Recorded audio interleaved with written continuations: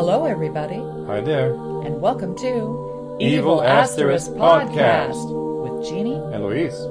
We just watched Keeper. Finally, an Osgood Perkins film that Louise and I agree on and like. Yes, we really enjoyed it, which was surprising because I have very low expectations for it.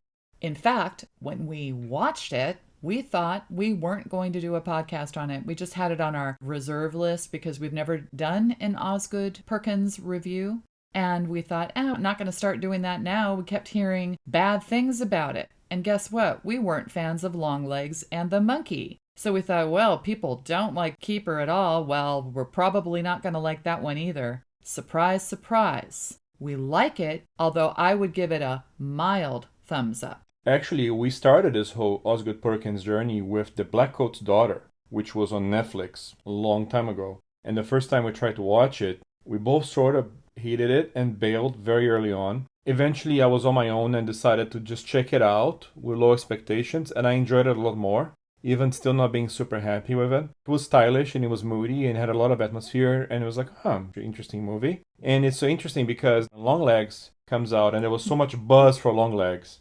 And he tried to pull me in on the second viewing of The Blackcoat's Daughter, and I still didn't like it. So that's why I was saying that we don't agree on all these films. We definitely agreed on Longlegs and the Monkey not being great. And The Blackcoat's Daughter, upon the second viewing, as Louis said, he liked it, but I didn't. I still didn't like that one. So that's one that we didn't agree on. So there was a lot of buzz for Longlegs when it came out. We were super excited about it initially. We kind of forgot about The Blackcoat's Daughter at the point, and we're just excited for Longlegs. We love Nicolas Cage as well. And we saw it and we were so disappointed. I didn't even put two and two together and realize that this was the same director anyway. Yeah, we I forgot. kept hearing Osgood Perkins, because when we watched The Blackcoat's Daughter, we weren't looking at the director's name. I would have remembered Osgood Perkins, especially he's the son of Anthony Perkins. Yeah. Years later, everybody's talking about Longlegs. They're talking about Nicolas Cage being...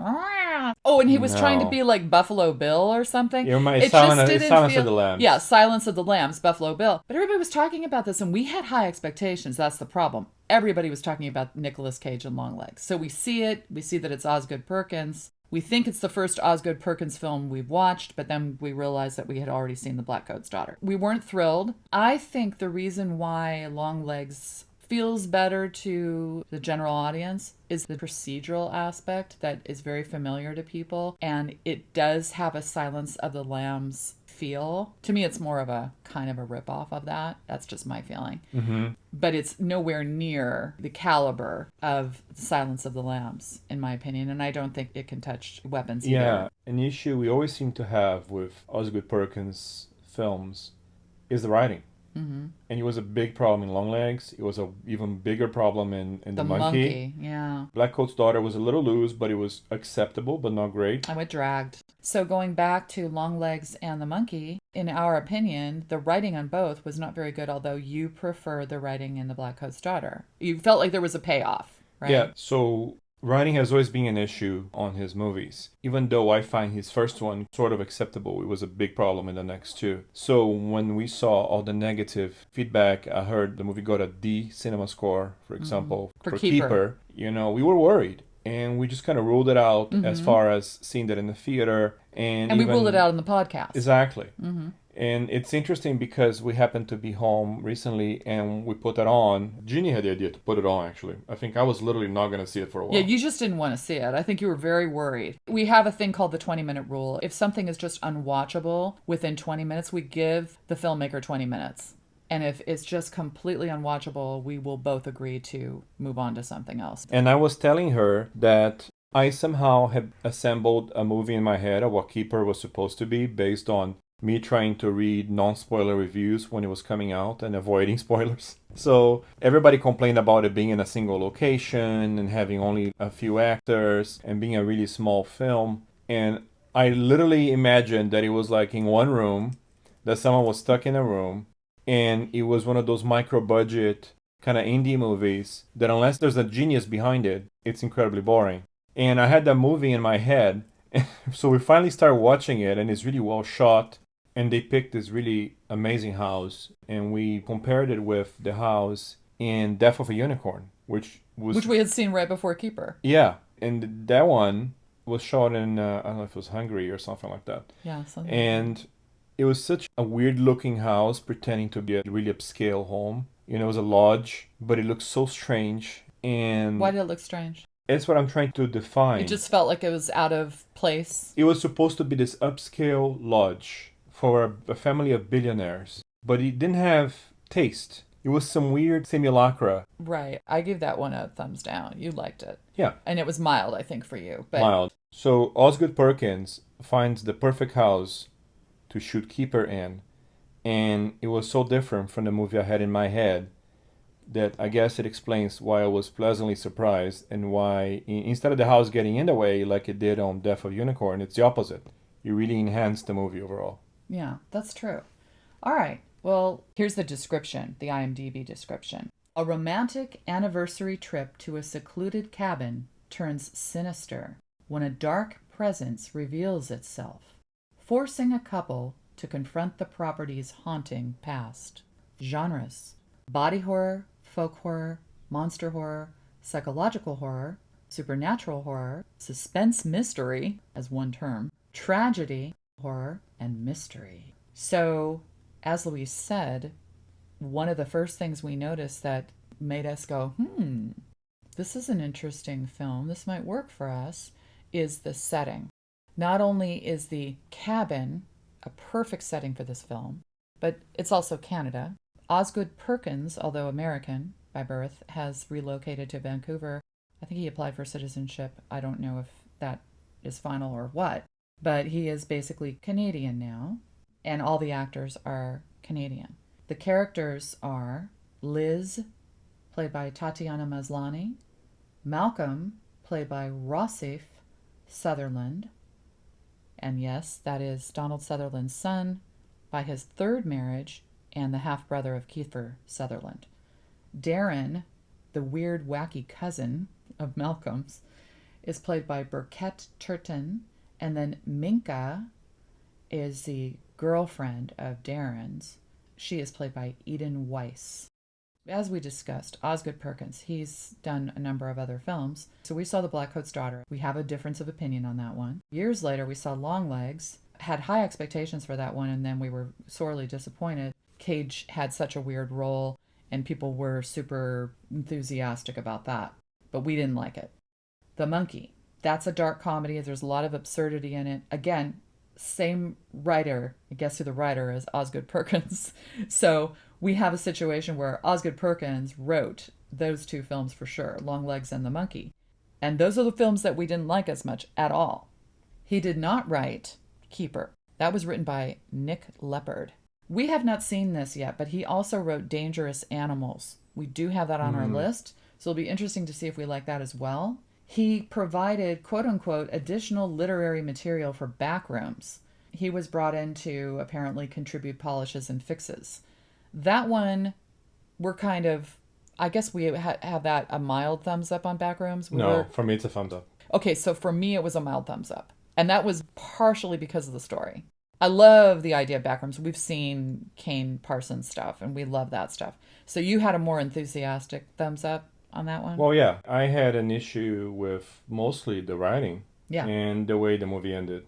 That was weird. But everything else was perfect. Okay, so actors. Tatiana Maslany, she was in The Monkey. And Orphan Black, she was Orphan Black. She was all the characters. I think it's like 8 different characters. So that's something we started to watch and then we stopped, and we need to watch that. I felt that she was really strong. She's one of many identical clones. So that's interesting. And then Rossif Sutherland, as we mentioned before, son of Donald Sutherland, Kiefer's half-brother. He was in the film Orphan First Kill. I think that's the sequel to Orphan. We're getting very confused. No idea. Because now we've got Orphan Black and Orphan. But Orphan is the film about the one character that is sort of like the Omen type character, but there's a lot more that happens in that film, and I don't want to give it away for people. But Orphan First Kill, it is the prequel. We saw both of those, and I think we were fine with both of them. Yeah, this one had mixed. Because in the original Orphan, eventually the family goes back and finds out that she has done that before. Yeah. So I wonder if this is that story. Yes, I think so. It's just kind of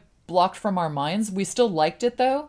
I don't think we had a problem with that film at all. We just don't remember it. He's done a lot of television. Three Pines with Alfred Molina. He plays Nostradamus in Reign, Reign. He was in a few episodes of The Handmaid's Tale, which sadly we still haven't seen. But here's what's interesting. You may not have remembered this. He was in a few episodes of The Expanse. Oh, shit. Yeah. He played Neville Bosch, a belter from Ceres who offered his ship for hire to the associates of OPA. Oh. He had an arrest record, multiple charges from Ceres and Pallas, blah, blah, blah, blah, blah. So he was only there for maybe 3 episodes. That must be from where I recognize his voice. Yeah. He's such a gruff, very distinct. Yeah. Donald Sutherland has this cool voice. Right.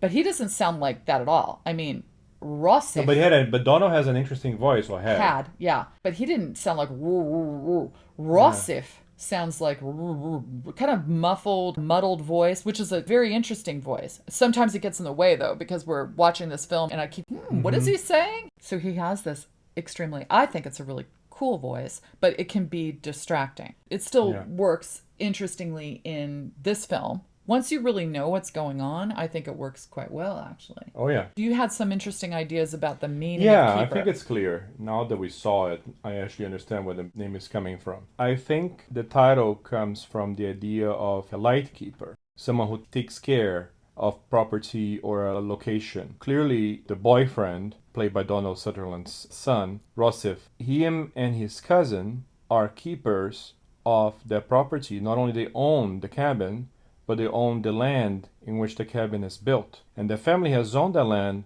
for 2 centuries or more. They are the keepers of that, and they consider themselves kind of high and mighty because they benefit from it in some mystical way, but they don't really know what they're keeping. And then there's a secondary meaning, which is keep her. I wonder if they played with that in marketing of the film, but I don't know if they did. I don't think so. Because they didn't want to give stuff away. It could be many things. Keep her under control. Keep her for your own purposes. Keep her subjugated. That's what's happening with these 2 men who have benefited from owning this land and owning this cabin. And I think that's where the title comes from. The 2 men are named Malcolm and Darren. Malcolm is played by Rossif Sutherland, as I mentioned before, and Darren is his cousin. And he's a really oddball cousin, too, by the way. We'll talk about that a little bit later. Liz is the main character. She's the hero. But what I would like to say about Keeper, as we will unroll the plot and the twists and everything, I think it reminds me of The Sentinel, because The Sentinel is it's like a origin story of a new Sentinel. Now, don't see the new film. See the classic 70s or 80s film, The Sentinel, if you're going to watch it. It is about a person who ends up becoming a sentinel, and the torch is passed. So what I'm seeing as Keeper is the keeper of whatever the state is of the cabin, as you were saying, kind of keeper of the cabin, groundskeeper, caretaker, what do we say, lighthouse keeper? Or yeah. So that concept of being the keeper of the property, because the property is so important in this film, but also there are supernatural beings, and we'll talk about how they came about, and they seem to be also keepers of not only the grounds. Actually, you would maybe argue that Malcolm and Darren do that. They're responsible, although there's 2 different places, because Darren doesn't live in the one cabin. He lives across the way. He brings over his girlfriend, Minka, who supposedly doesn't talk much because she doesn't know English, but she really does. She looks at something and says, tastes like shit. Bad English. Only but she does tells speak Liz. English. Yeah. But Darren had indicated that she doesn't understand English and can't speak it. So there's that subjugation. And by the way, I wanted to insert this when you were talking about control coercion. Sounds like our last podcast. We just did a podcast on obsession. And there are some themes from obsession that are here in Keeper. So Darren said to Liz, "Oh, don't mind me. We're just over in the other cabin across the way, but we won't spy on you." Darren and Malcolm share ownership of that plot of forest. Darren lives right next door. He is easily able to drift over unannounced, track Liz's movements, and patrol the grounds while Malcolm goes back and forth. There was going to be an anniversary dinner between Malcolm and Liz. Darren crashes the dinner with his girlfriend or someone he just met, Minka. He crashes it, but the reason why is he needed to talk to Malcolm. He pulls Malcolm aside and has a conversation with Malcolm. And we find out later that there's some nefarious stuff going on between the cousins and that he's checking to see what's going on with Liz. So we can talk about that in a moment. Once Darren figures out what's happening, he cuts the visit short.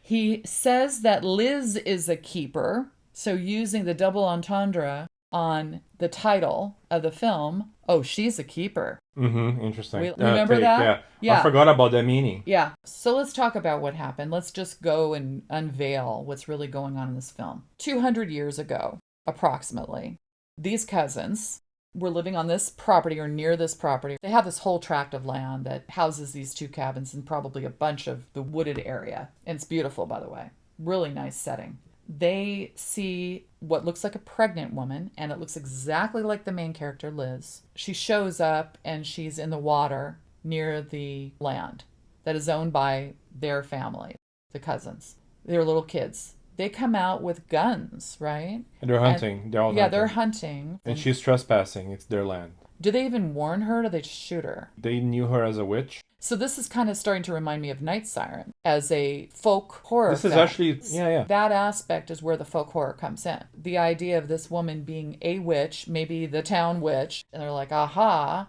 and she's pregnant. We could wonder, well, why are they doing this? They're kids. Why are they killing this woman? They go ahead and kill her. So could it be that there's some sort of unwritten permission for them to shoot on sight anyone who trespasses, number one. Number two, and it's the olden days. Number two, she apparently is a witch, and as Louise said, they know about this. Therefore, she doesn't have the same rights. It's almost like she's subhuman to them. And there we go into the female perspective here, the persecution of witches and how that translates into modern society. She's also trespassing. Therefore, they feel that they can just go ahead and kill her. She's also pregnant, very clearly pregnant. And she's about to give birth. And then we find that out. That's interesting too, because here she is pregnant. They don't want her to bring whatever she is planning on bringing into the world. So they're also trying to stop that from happening, maybe. And at least cruel, symbolically. and they're cruel children who saw this woman, who may or may not be a witch, but most likely is, in their land. And they shoot her from the back and injure her. And then she drags herself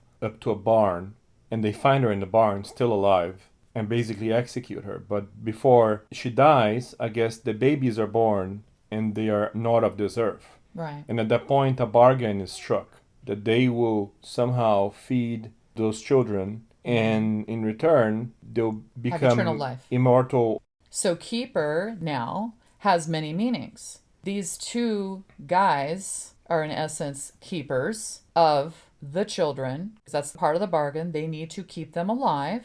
And that way her legacy, at least with those supernatural children, continues. The two cousins might also be keepers of the property, but the children in some ways are guardians of the property. They are keepers of the land. They are the keepers of the land, and that's where the folk horror also comes in, because it's the idea of the pagan keepers of the earth, at one with the earth. So you've got these supernatural children that are involved, and then you have the feeding process and the sacrifice, which always goes along with any ritualistic folk horror. So what happens is that Malcolm and possibly Darren go into the city on various occasions and lure unsuspecting women to this cabin. When the film begins, we see a whole montage sequence of various women, but they look like they're from different eras. They are, yeah. And that was a tip-off at the very beginning. These women from different eras, a span of 200 years, basically, being lured and seduced and then not looking so happy. Yeah, looking very disappointed. Because they're about to be sacrificed. That is the clincher here. These two cousins are sacrificing women to these supernatural beings so that those beings can feed. Now, one of the things I'm curious about is those beings seem to be in the primary cabin, the one that we're focusing on, which is Malcolm's cabin. We never see Darren's cabin. Yeah, the primary cabin was probably built first on top of whatever was there 200 years ago. and there's a cave underneath. We can talk about the creatures. I would say another plus in this film, the creatures. Oh, yeah. And people will probably say, oh boy, this plot is so convoluted, because there's a lot going on I don't here. think it's convoluted at all. It's actually too simple. Well, I think that's what we're getting from people. It's just there's too much going on. But the cake. So in this process of luring women to the cabin, and of course we see it attempted with Liz. So now we know what it involves. And these other women have definitely succumbed to this. There's a cake. And the first time we see the cake, we just see what looks like a bakery box that's tied with twine, I think, and has some strange, almost hand-printed or finger-printed in chocolate heart on it or something. It looks like it was drawn onto the box. The caretaker's cake is something that is made every time they bring a woman to the cabin that's meant to be a sacrifice. And it's chocolate cake, supposedly. It's interesting here because Liz doesn't like chocolate and doesn't like chocolate cake. So she's really pissed at Malcolm for wanting her to have that cake and ignoring her wishes or preferences. So at first she doesn't want to do it. So the cake is odd looking, as we said. The cake box looks dirty. There's twine or some sort of rope wrapped around it. There's a strange heart that someone took chocolate and stuck it on their finger and drew on the box. We don't see what's inside it. We only see the box. Already it looks weird. Louise just mentioned the caretaker's cake, which I thought was interesting because who is the caretaker? Liz keeps asking about that throughout the film. She's like, where's the caretaker? She sees strange people, apparitions, which we can get to, and wonders if any of those people is a caretaker. Because I think she's under the impression the caretaker is a woman for some reason, right? The box sits there, and when Darren and Minka come over, basically unannounced, and crash the anniversary. It's supposed to be this romantic evening that Malcolm and Liz are having. Minka does say, as I mentioned, to Liz, tastes like shit, talking about the cake, pointing at that box that still hasn't been opened. And Louise mentioned just now that Liz doesn't want to eat the cake. She's being offered the cake before it's opened by Malcolm as a nice little gift, or again, you said caretaker's cake, so maybe it wasn't supposed to be part of the courting or this is our anniversary. No, the caretaker's cake is something that the caretaker makes as a nice gesture to whoever's brought to the cabin as a guest. The unseen caretaker. We never see who this caretaker is. At some point, the box is open. As Louise said, Liz indicates she has agency. She indicates that she does not like chocolate. She does not want to have the cake. She very specifically states that. And here's where we get into the control theme and coercion theme. The box is open, the cake is taken out, and it actually looks quite nice once we see it. It looks a lot better than you would think. When we saw the box, we were concerned about the condition of the cake. He gives her a slice, puts it right in front of her after she already says she doesn't want it, and coerces her in a way to eat it, or goads her into eating it. And she finally breaks and says she'll eat it. And she eats it. So that is an interesting part of the film because of the character. She seems like a very strong character. She grounds the film. And I want to say the acting is, I love her acting in particular. I thought she did a really good job because it was a tough character to portray. Someone that is not supposed to know anything about what's going on. She's vulnerable because she's in this cabin with all this glass where now she finds out when she looks outside that this Darren character, this weird cousin, can see her basically almost at every angle. And it feels like there's a lack of privacy. At the same time, there's seclusion because there's no one around other than this weird cousin and her boyfriend, Malcolm, that as we continue along with the film, she starts to get more suspicious of. That also took us on a nice journey, by the way. So the fact that she grounds the film, she seems very strong. She specifically indicates, I don't want to have this cake. I don't like chocolate. And then she somehow turns and goes ahead and throws him a bone and eats a bit of the cake while he's there. I thought that was a little odd, but at the same time I was wondering, well, this shows that she does have some vulnerability, that she does want to keep this relationship going, and she might be afraid that if she doesn't have the cake, because it's such a special occasion,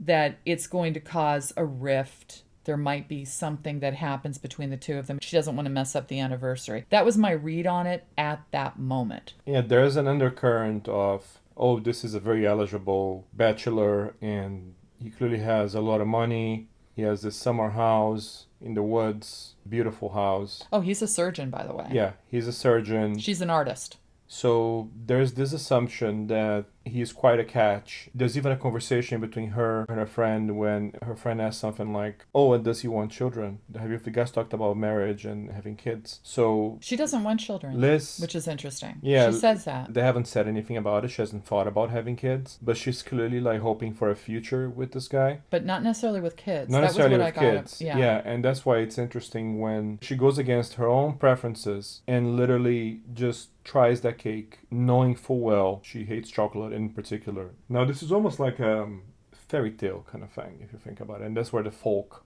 horror comes from, because folk horror is all about this stuff and items that are cooked in a certain way, in Hansel a ritualistic way. Yeah, Hansel and Gretel, fairy tales, all those elements. Mm-hmm. Why? Because usually the women who had even a small slice of that cake, very soon they got very woozy and kind of out of it.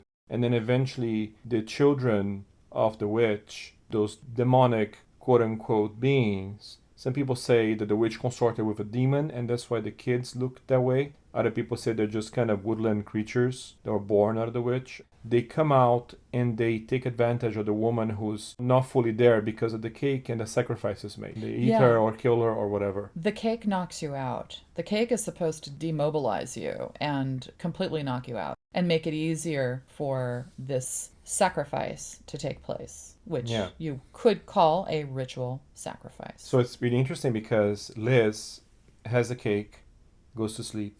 In the middle of the night, she gets up, she goes in the kitchen, and she just devours the entire thing.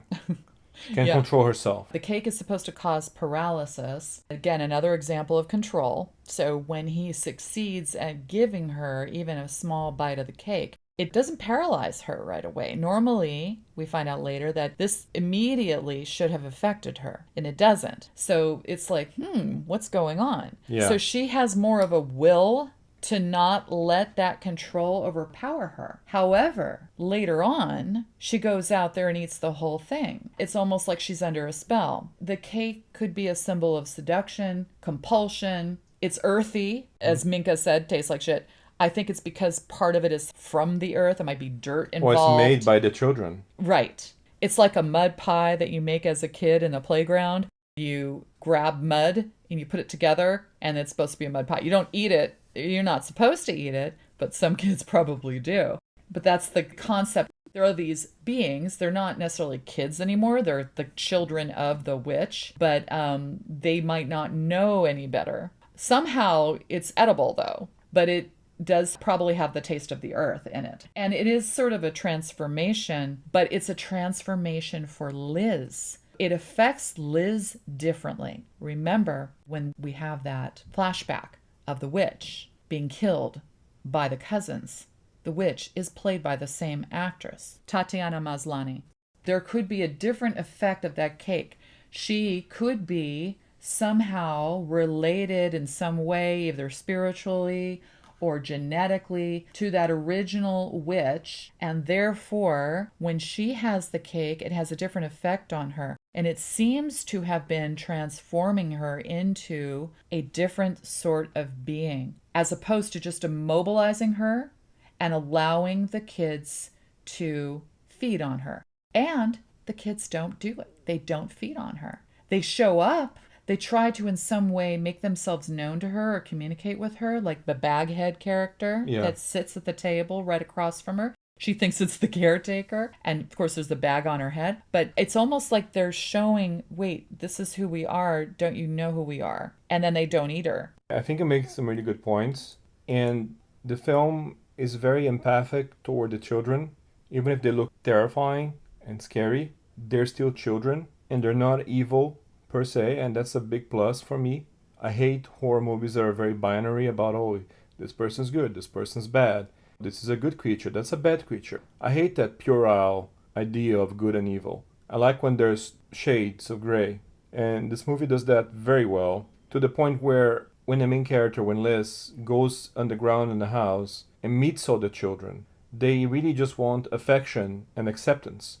And they come to her and they nuzzle on her neck and they hug her They think And that she's their mother. yeah, and before that happens, actually Liz has visions where people say you're their mother or you're the mother. So Right. she's told early on that that's who she is. She's a reincarnation of the witch. Right. Which is very obvious by casting the same actress, which I think is a mistake, actually. I don't like the idea of having the same actress playing both characters. I didn't have a problem with that. I think it's much more effective if you find out that they are the same soul in different bodies. Maybe that would have been harder to portray. I mean, it was a nice visual. Maybe you could call it lazy, but it allows the audience to quickly understand. Like I said, there could be a genetic component, but it could also be a reincarnation, as you mentioned. That's fine. It doesn't really matter, but why wait 200 years for a reincarnation? Well, it's supposed to take that long if it's real. Oh, and I didn't know that. Yeah, it's not immediate. It takes 200 years to reincarnate? It can be up to that or That's more. the rule? Or more. Or more. The rule of thumb on reincarnation? Well, I don't think there's a rule of thumb, but people I'm say joking. that the people who believe in this stuff is that very rarely it's immediate. Mm-hmm. And I actually don't even believe it's linear. Mm-hmm. But most people say that it can take 100 years, 200 years sometimes. And based on that kind of belief, the movie says that she died as a witch 200 years ago. Mm-hmm. And then basically the children have been waiting for her to come back. Yeah, but in the some children way. aren't tiny little kids. They did grow, although it has been 200 years and they didn't grow further than that, and it's not like they're old. I guess they grew to whatever their full growth is supposed to be, and they have just stayed That's the feeling that I way. got. They look like adults, like young adults. But they never get older because they're supernatural beings. What's interesting about the two cousins is it's not like they stayed children. They grew to a certain... That was an interesting choice. Like, why did they grow to, 40s and then stop?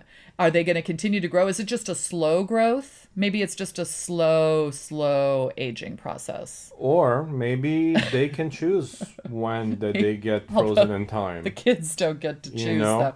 I mean, the kids wouldn't know. They would think 40, that's old man. Maybe the boys don't know. grew up to that age in the 1800s, and then they made the bargain with the kids then when the kids got old enough and they needed to be fed. Maybe. Who knows? That doesn't matter that much. I don't mind suspension of disbelief on that. Well, a lot of people have a huge problem with this stuff because they have a big basically problem. when the exposition dump comes and it comes in spurts, like there's two big ones, I think. It doesn't make a lot of sense. And some people are criticizing it, saying this because the writing is weak. I don't agree. I think it's because of the misunderstanding of what's really happening from the part of Malcolm and his cousin. Darren, they don't know what's really going on. Yeah. They think that the deal is, I become immortal when I bring women for you guys to feast on every dozen years or so. They think that's the deal and that's the reality of it. The truth is that they don't know. They don't know any better. They're a couple ignorant kids from 1800s. Right. They don't know any better. And speaking of that, there are some symbols of how ignorant Malcolm is or how stuck in the past he is. First, he gives her this beige cardigan. And she's joking about it with her friend. By the way, the friend only appears on a cell phone the whole time. But it's sort of another anchor for her. She anchors the film, but then she and her friend having conversations also will anchor the film a bit. And she said, yeah, he gave me this beige cardigan. And they just joke about it because such an odd choice for a gift. It's almost like someone that's stuck in the past. You mentioned that she had it on backwards at one point, and I don't remember what the context was of the backwards wearing cardigan. Oh, I saw it here. Actually, what happened there? I just checked this out recently, and she woke up the night after eating all the cake and having some crazy dreams, and the cardigan is flipped. Okay. I don't think she was wearing it before that. I don't know, but it was was on, and it was like the and buttons. it was backwards. The buttons are in the Maybe back. she was dressed by the kids. Maybe. That makes perfect sense, actually. And Jeannie's the one that noticed that in the movie itself. She's the one that noticed the cardigan thing. You didn't notice that at first? No. Oh, that's funny. I know cardigans. I'm stuck in the past. The meaning of the cardigan, it's almost like, for him, is just like some low-effort gift that in his old world sensitivity made sense. But maybe it was considered luxurious because and it's a cardigan. And for her, for Liz, it was like, well, he really wants a future with me. He wants to imagine himself getting old with me because I look like an old lady wearing this. Yeah, it's a serious gift that could be considered luxurious, but also I am serious about you as a partner. Also an odd gift. I mean, they were joking about it. She and her friend were joking about it. They thought it was ridiculous. I do want to mention one other item or one other element that shows that he's in the past. And it happens throughout the entire film. We hear a song. I don't want to play in your yard. It's a Peggy Lee cover from 1958. The original, though, is a Tin Pan Alley song from 1894. There you go. Osgood Perkins is known to bring these older songs in their original form or a cover form into his film. So I thought that was cool. There's also the sound design with a background drone and hum that was happening throughout. In fact, I think we even commented, I was like, what, is there a hum going on here? We kept hearing a drone, a hum. So I don't want to play in your yard. It's like kids. It would make sense for kids, these cousins, to pick a song like that. And also, very retro. We've got a record player, an old-fashioned record player, not a Victrola, but a turntable. He's playing vinyl, and he keeps playing it over and over again, the Peggy Lee version. And the song is about two kids, one saying, I don't want to play in your yard, kind of a rift between two kids, right? I don't want to play in your yard. I don't like you anymore, that type of thing. And then I think at the end of the song, the rift gets mended and they're friends again. But what it could also mean, this is a form of relationship horror. Another relationship horror film. We did Obsession, we did The Dead Thing, also known as a dark romance, but a little different than that. The idea of, I don't want to play in your yard, I don't like you anymore. In an adult sense, that is looking at a relationship faltering and not being what we thought it was. I don't want to be with you anymore. Why do I not want to be with you anymore? And we had some interesting hints that made us go, ooh. If we had a recording of us, we were both going, ooh. When she spoke to her friend once, and her friend said to her, you're the other woman. And why did she say that? Because he, Malcolm, as a surgeon, right after they get to the cabin, because he thinks she's going to have the cake and is going to be eaten, he had already planned to leave the cabin and go into the city to wait for the feeding and then come back. Well, he says, oh, Mrs. Portnoy is in a coma. Oh, looks like she's going to come out of the coma. I've got to go check on her, because he's a surgeon, right? So that's the ploy. Of course, Louise and I were like, yeah, sure. So after he leaves, she's talking with her friend, and her friend's like, I don't know, I think he's married. I think you're the other woman. I had this faint memory that he leaves the very next morning. It says he'll be right back at 6 p.m. on the same day. So they spent the night. She ate the cake in the middle of the night. He doesn't know she ate the whole thing, or maybe he does. I think he comes out in the morning and sees her lying there and says, whoa. I seem to recall that he was still there. After she eats the cake, she starts drawing and writing, and she's an artist, as we mentioned before. So she starts doing almost like automatic drawing or automatic writing while she's gorging on that cake, looking straight ahead, and she's just like sketching. So it's almost like a possession. I could swear that it's before he takes off that he comes down and he sees her and he's like, whoa, looks like you really like that cake. He's thinking, okay, she's not paralyzed yet. They haven't fed on her yet. Well, I'm leaving anyway because we were waiting for them to feed on her. I'm getting out of here. Minka is, in the meantime, wandering around. There's a lot of shots that are going back and forth in time. So there could be some confusion there. The direction in general, I found impeccable. I do like Osgood Perkins' direction. I just don't like his writing and some of his choices. But Nick Lepard, I thought, did a better job in the writing for this film than Osgood Perkins has done on the other films we saw. So Minka is roaming the woods the very next morning after Liz eats the whole cake. This is clearly something like 7 a.m. or so. Yeah, it seems like it. It looks like dawn, because the sun is starting to beam in through the trees. That's what it is. But she seems to simply be trying to use her phone. Her phone wasn't working in the cabin. She's frustrated. When she said tastes like shit, my feeling is she didn't really eat the cake enough to get paralyzed. So she is supposed to be another sacrifice, but it's not working on her either. So again, another strong woman where the sacrifice doesn't fully work. But she gets attacked anyway in the woods. So my question to you is, I guess they will attack no matter what, but they're just trying to make life easier, or the death easier for the sacrificee, by knocking them out through the cake. Minka didn't want to eat the cake either initially. Yeah. Liz didn't want to eat the cake. Then she eats it, but she doesn't have the problem with paralysis. Minka, it was like, it tastes like shit. She doesn't end up eating it, but because she goes out in the woods, she puts herself in a position of vulnerability, and she has a horrible death because of that. Because she is not knocked out by the cake. And she's still going to get sacrificed. It doesn't matter that she's not knocked out by the cake. That's my take on that. That's my read. And there was a shot that shows some steam coming out from the ground from 3 different spots. That's an allusion to the fact that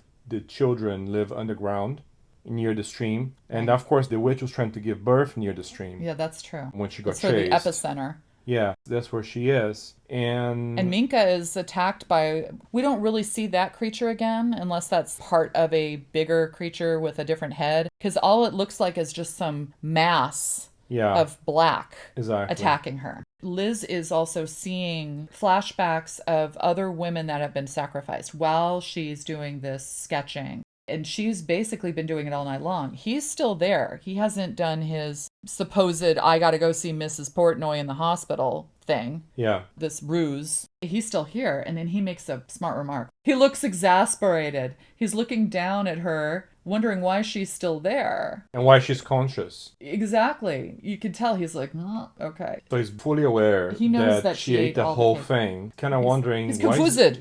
Why is this woman still conscious? And why is she doing her art? She's actually now starting to sketch the faces of all the women that were sacrificed. She has, again, more agency. Yeah. She looks quite calm now after her whole fever dream where she was just sketching uncontrollably. And so the next morning, where he's trying to have his breakfast, she's sketching all the women's faces, and she looks quite with it. She's not out of control. She's in control. Yeah. And he's kind of panicked that she's doing so well after eating the whole thing. And he just told her the lie.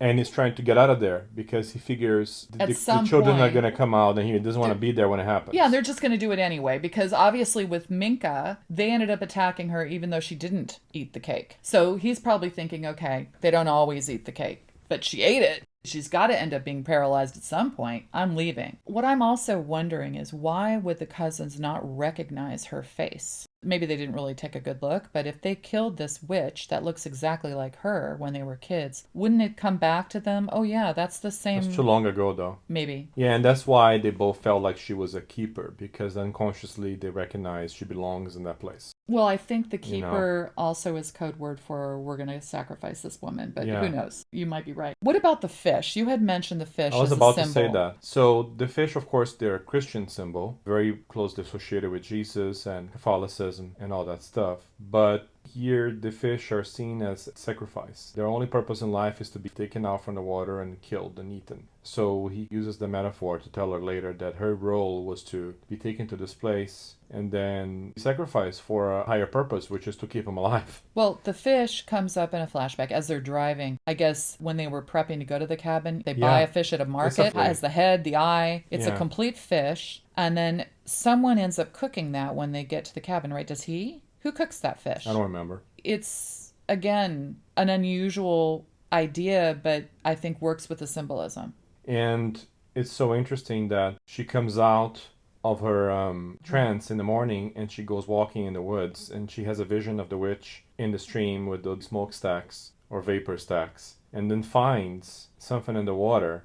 A locket. A locket with a picture. It might be a picture of herself when she was a witch. From 200 years ago, because when the woman was running and trying to save her life. Usually you don't put a picture of yourself in the locket. It may or may not have been the picture of the actual witch. So basically, the movie really goes into its third act when he comes back, and she questions him because she finds some pictures. She has the locket, and she gets the whole story out of him, at least his version of the deal that he struck with those creatures. I don't think anything ever happens to the cousin. We don't see it. We assume he gets killed as well. Yeah, this was a weird thing. This was a thing I think should have been more on screen. I was very confused about what happened to the cousin. He shows up when Malcolm is gone, supposedly in the city dealing with, quote-unquote, Mrs. Portnoy, his patient. So the cousin comes over there. He's, again, trying to check and make sure that they're feeding on her. And he's also confused, like, why is this not happening? But he's very abrupt and very forceful. And again, this coercion, this feeling of the woman not being very safe, and she's having to hold her own. She lets him in after he almost breaks down the door.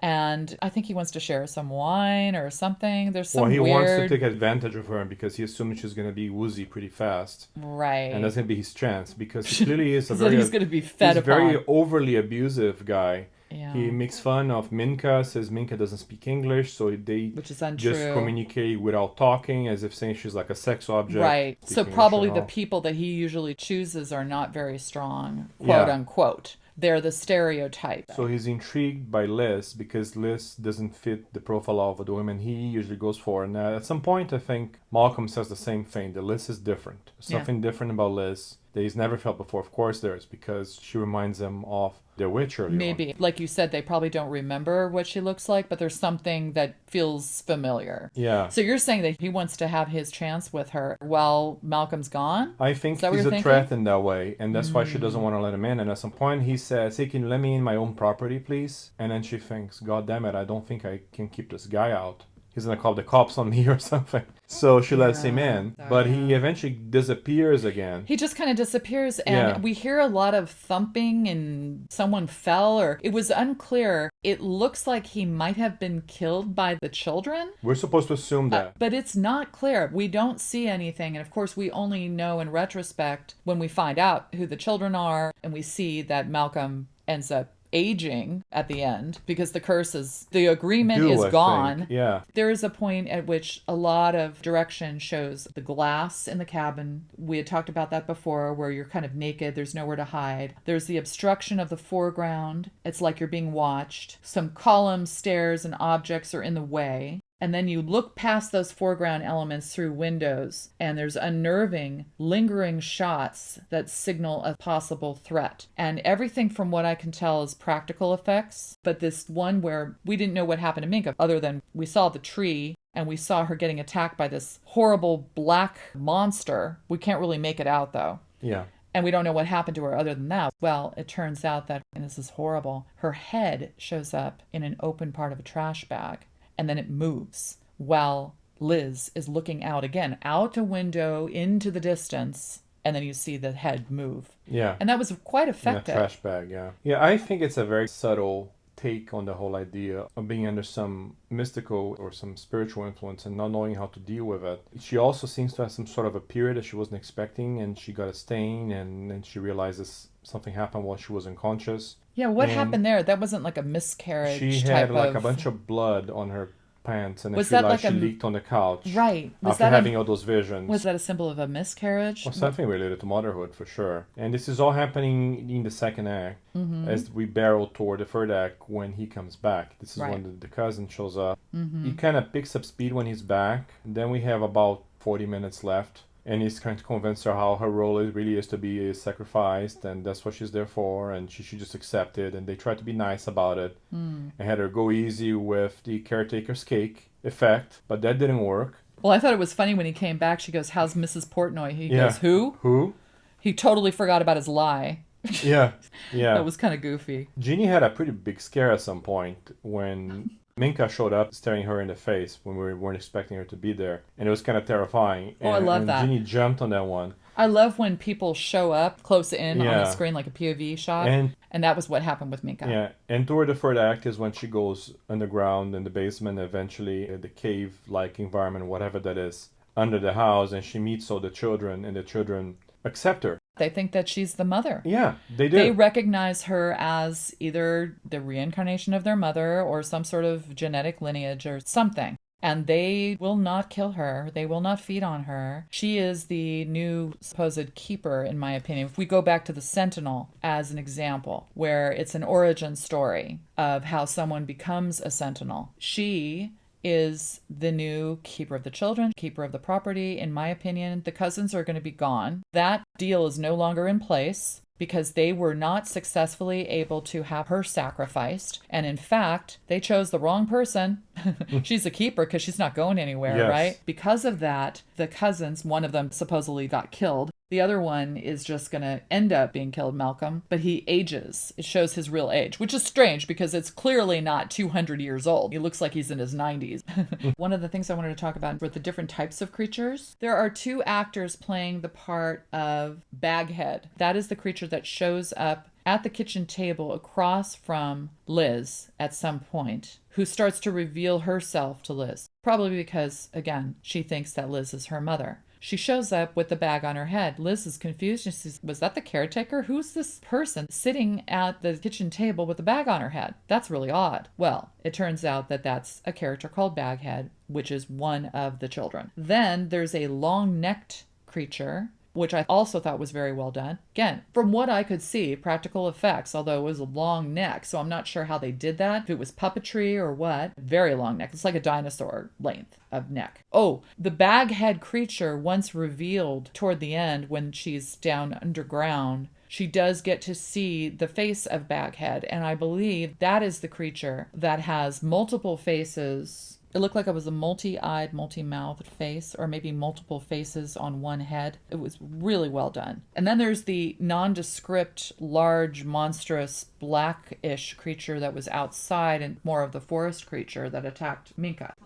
Another creature I remember, when all the creatures are revealed, was one. It almost looked like she was wearing a shower cap, but it was a creature that was very pale, a hairless creature. It was almost like she was in a onesie with a hood, and all you could see was her face popping out of the hood, but everything was very either off-white or gray. You know what it reminded me of was Where the Wild Things Are. The main character in Where the Wild Things Are, who wears the onesie that looks like an animal. And that also brings to mind folk horror, because it's like a forest creature, but it's a person. I like that as well. So there was a lot of imagination with regard to these creatures. Yeah, their design is so good that almost outshines the rest of the movie. People want to see like a whole movie with these creatures, where they are a big part of it. But Osgood Perkins clearly wanted to make them horrific, but also tell us that they weren't evil per se.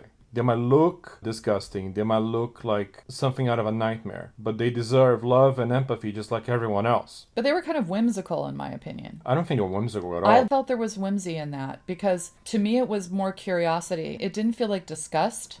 The only thing that you would say bordered on that might be the more nondescript, black, monstrous creature that attacked Minka through the tree.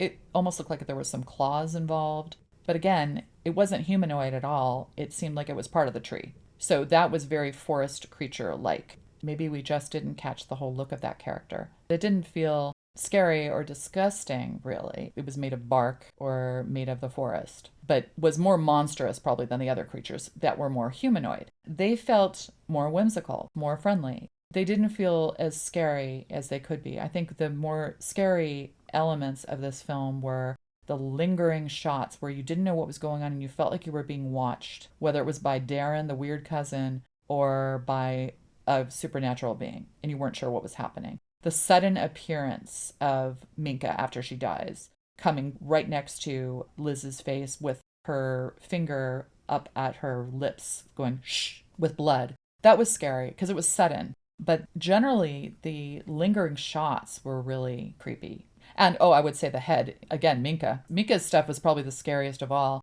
Her head in the trash bag, lolling about. It was startling for sure. Quite startling. It was unnerving throughout because there was Liz, who, in my opinion, did a bit of a tour de force, Tatiana Maslany, who basically had to hold the movie together. And there were a lot of moments that were private moments based on memories and visions she was having. The possession moment where she was doing all that automatic sketching.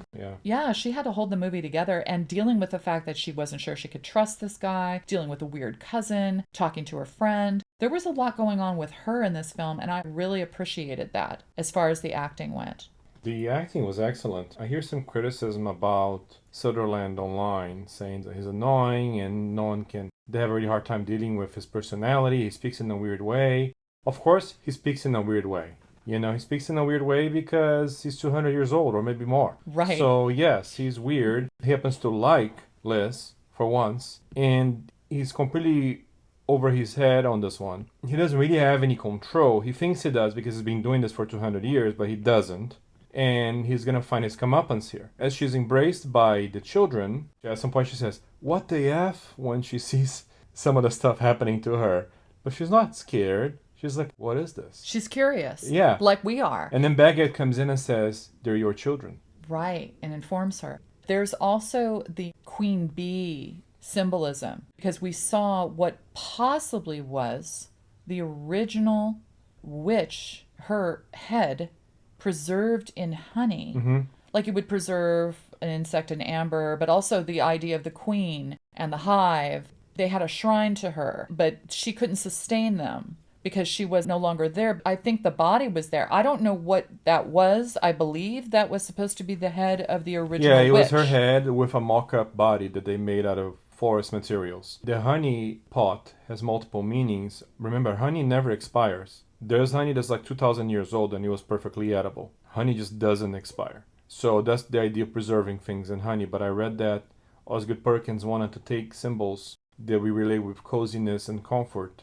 like this cabin in the woods and the forest and honey, and wanted to do like a twist on them. I think that the cake was partially made from substances were preserved in the honey. That would make sense, because I was thinking, why would the cake be edible at all? It's because it does have honey in it and maybe some other substances, not just dirt. It's not like everybody's going to eat this cake, right? So what's funny at the end is that as Malcolm is hanging upside down and looking quite old, Liz is force-feeding him the cake. Yeah, because he's gonna be eaten by the children. And then his cousin is next. That's the confusion. I almost feel like that was edited out. Like I think it was. That is my one complaint about continuity. I feel like, what happened? Where is the cousin? We all assume that the cousin was killed and maybe already eaten. We don't know. Maybe he was the sacrifice instead of her. And now Malcolm at the very end is going to be another sacrifice. I guess she's going to have to go scout out guys and have them be sacrificed. It's going to be, or maybe it's okay because she's there. She's the keeper. She's the mom. Maybe there won't be a need for that anymore. That's what I'm thinking. Yeah, maybe this is it. She's just going to go ahead and get rid of Malcolm. Oh, she's dipping him in honey too. So there is the symbolism of honey. She's basically turning the tables on him.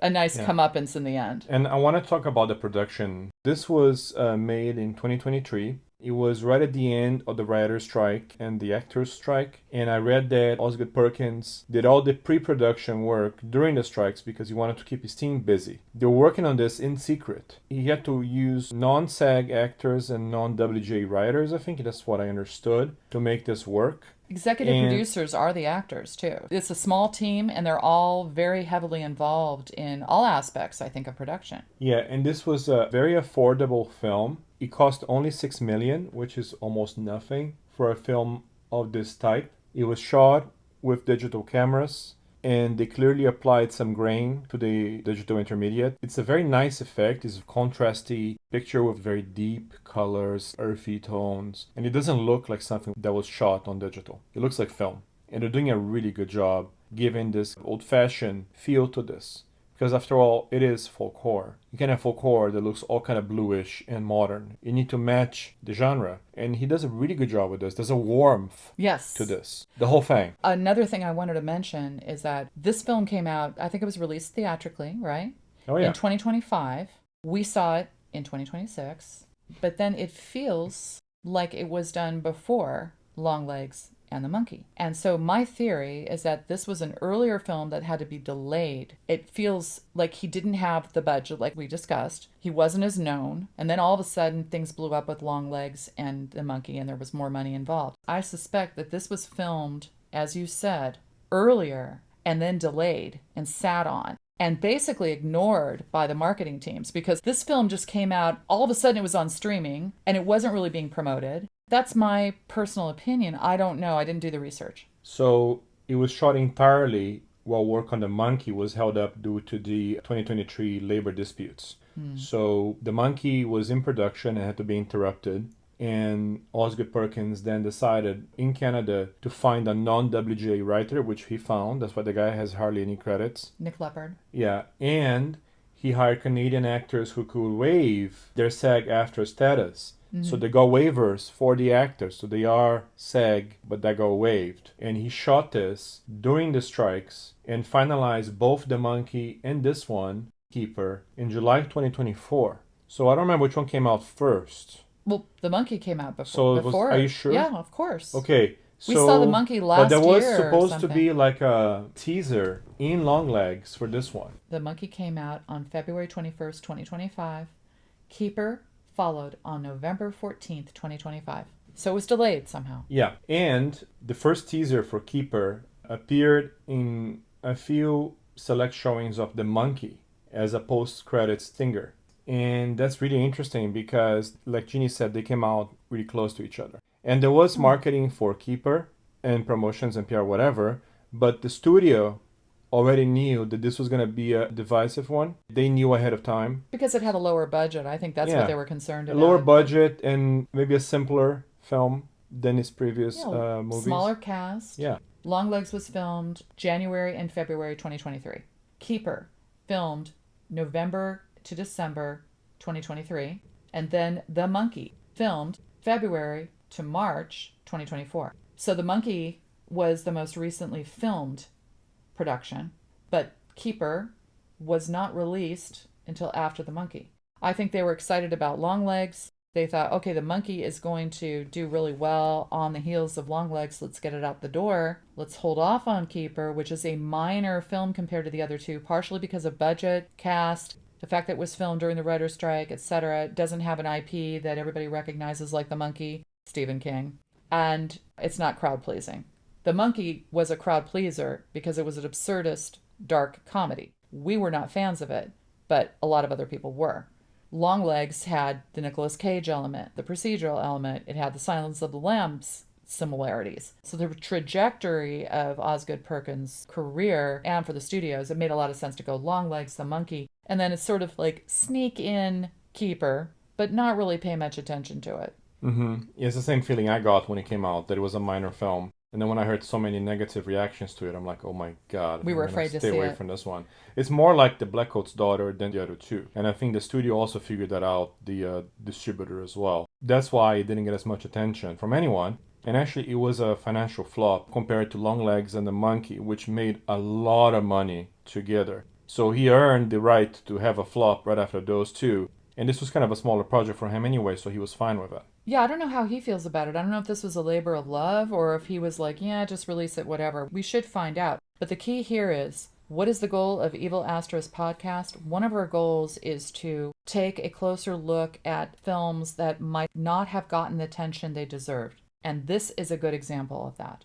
Even though we're not huge Osgood Perkins fans, we thought, you know what? This is one we like and we both liked it. Let's talk about it. Because no one's really talking about it other than a lot of divisive comments. So I think this is not getting the love it should be getting. There's a lot of good things going on in this film. I will say for me, it's a mild thumbs up. I believe you had a more... For me, it's a full thumbs up. Full thumbs up? Yeah. I'll go a little more than mild. After having this conversation with you, I'm like, yeah, this is more of a thumbs up than I originally thought. It isn't a hearty thumbs up, but it's a, I'm almost with Luis on this. It's a solid folk horror film. Yeah. Relationship horror, dark romance. Mm-hmm. It fits all those categories. It has all the trappings. Yeah. And it has great atmosphere, a sense of place. It moves in an interesting way. I know some people think it's too slow or that nothing happens. Right. It's not true. There are dreams. There's feelings. You can smell. Yeah, you can smell the woods. You know? You can smell the cake. No, yeah. I'm joking. I have a much bigger problem with films that have a lot of characters. They have way too many characters. I don't know what to do with them. This one has a small cast, and I think it works beautifully here. I agree with you. I think one of the things that I really, really liked about it, in addition to the creatures, in addition to the direction, and the acting, specifically Tatiana Maslany, I think she did a great job. But the folk/relationship horror elements, which I think are the most powerful. It really deserves more attention than it's getting. Absolutely. It deserves a second chance. You can't watch it expecting a straight horror film. You can't watch it expecting it to be like Longlegs or like The Monkey. It's very much its own thing. I do see a lot of love put into this one. Yeah. Sometimes when filmmakers like Perkins get to make a smaller film after being on such a hockey stick trajectory where they're blowing up, kind of like Curry Barker is right now, when they get a chance to do a smaller film, it's like a breath of fresh air for them. It's a smaller production. It's a more intimate production. It reminds them of their early days. And that's kind of what I feel on this one. He gave himself a chance to do something smaller, to keep working during the strikes in a way that was allowed. And he told the story he wanted to tell in a small way. So you need to understand that. You can't just expect this thing to be some horror extravaganza. It's not. It does feel like a labor of love. Maybe that's what it was. It was like a break from what he knew was going to be a hit and saying, you know what, I'm going to take a few steps back. I'm going to do something smaller. I'm going to do a labor of love. I'm dealing with strikes right now. I want to make sure this is workable and feasible and involve the cast in the production. And then we'll see when it comes out. And of course, it came out later. Yeah. But my concern is that it hasn't had the attention it really needs. And whether or not you like it, I think this is deserving of a watch. Very much so. This film cost 6 million. Backrooms cost 10. Right. So that tells you something. It really is small for a director of this stature, for a guy with this track record. It's a personal film in some ways. Mm-hmm. You know, you really need to compare this more with Obsession, although Obsession is much more showy and has much more impact than something like The Monkey. Yes.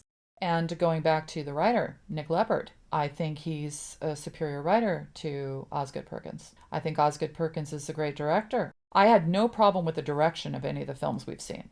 That was not my problem with those films. My problem was the writing. I think that Nick Lepard, even though he doesn't have very many credits, I think he did a good job here. There were some missteps, and that's what people are complaining about, but I still think it was superior to the writing that was done on Longlegs and the Monkey. I agree 100%. All right. I think we are We're ready good to to go. wrap this up. I guess it's time to bid you adieu. Bye. For now. Toodaloo. Bing.